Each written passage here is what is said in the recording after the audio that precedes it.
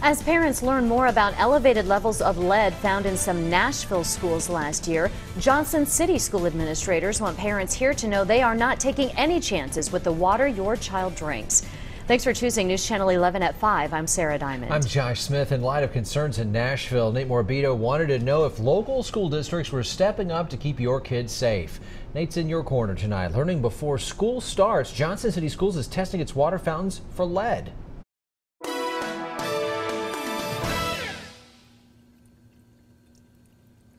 A week from today, an independent firm will come here and test 2 water fountains in every Johnson City school for lead. An old one and a new one. 26 water fountains in all. And the results should be in within the first couple weeks of the school year. Summer, the perfect time for kids to test the water at their favorite pool. Also, the most logical season for the people in charge of their education to test the water too.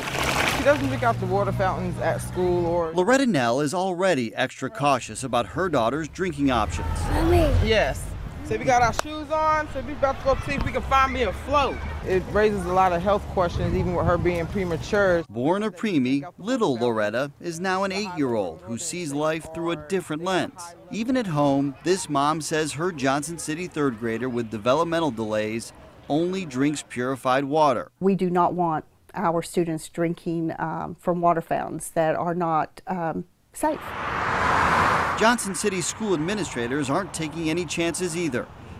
After learning of elevated levels of lead at some Nashville schools and Metro Nashville's plans to retest their water fountains, Johnson City opted to be proactive. We try and stay current with what's going on in other districts. And as we learn these things, it brings us to the table to talk, is that something that Johnson City schools should consider? Dr. Bentley said the tests are only for a basic screening of both standing and running water. We have no evidence or information that has us concerned. But if the initial tests raise questions, the district will take additional action. But this is what the filtration systems look like. The district's replaced several old water fountains with filtered systems, at least one at every school. Administrators say most of the remaining water fountains are less than 20 years old. Say bye. Loretta Nell is thankful her district's making a splash for getting out ahead of any possible problem. I think it's a great idea that they're actually checking it before the school year actually starts. And just being precaution with our children, I think is wonderful. When the results come in, you know we'll ask for them and share them with you. Now, this is the first time the district's tested for lead. Utilities are required to test for lead at least every 3 years. We reached out to the other major school districts in our region to see if they routinely test for lead or have plans to do so. Washington County did not respond to our emails. Sullivan, which has everything from brand new water fountains to some that are 40 years old, said no.